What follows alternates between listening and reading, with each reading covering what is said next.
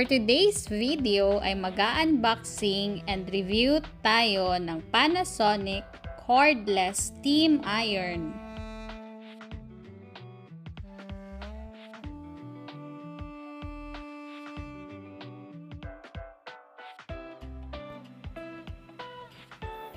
Ito na yung box niya. Sa box pa lang napaka-aesthetic na.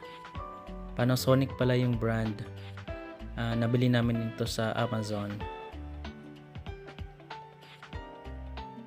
Buksan na natin. Tingnan natin kung ano yung mga laman sa loob.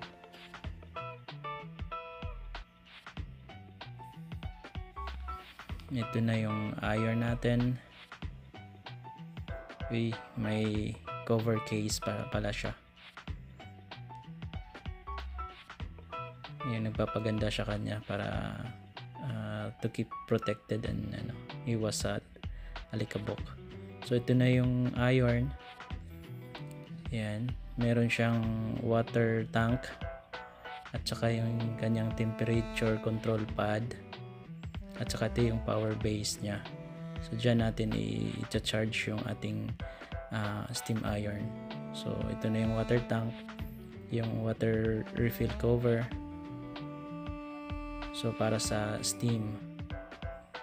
So ayan, isa-set na natin yung temperature niya until mag-red sa desired temperature na gusto.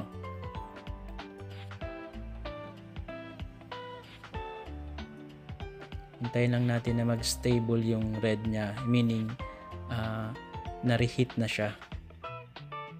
So pag ganyan kuan pa siya, nagpapainit pa lang. So ayan, pag stable na yung red, pwede mo na siyang gamitin. So ayan na, napaka comfortable yung pamamalansya, hindi hassle sa kung saan mo siya dadalhin. Pwede mo siya igalaw-galaw sa ang portion. Kabalik mo lang para ma-reheat yung plancha. Yan, tuwang-tuwa na si Mrs.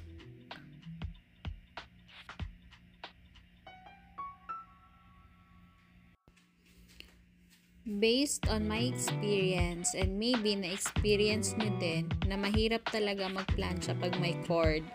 Limited yung galaw mo at minsan hindi talaga naayos yung pagkaplansya. Kasi sagabal sa galaw yung cord. Isang buwang mahigit na gamit ko na to. So far, wala akong complain. Madali lang din siyang uminit. 10 out of 10 ang rate ko dito. So that's it. Thank you for watching. See you on our next videos. Bye-bye!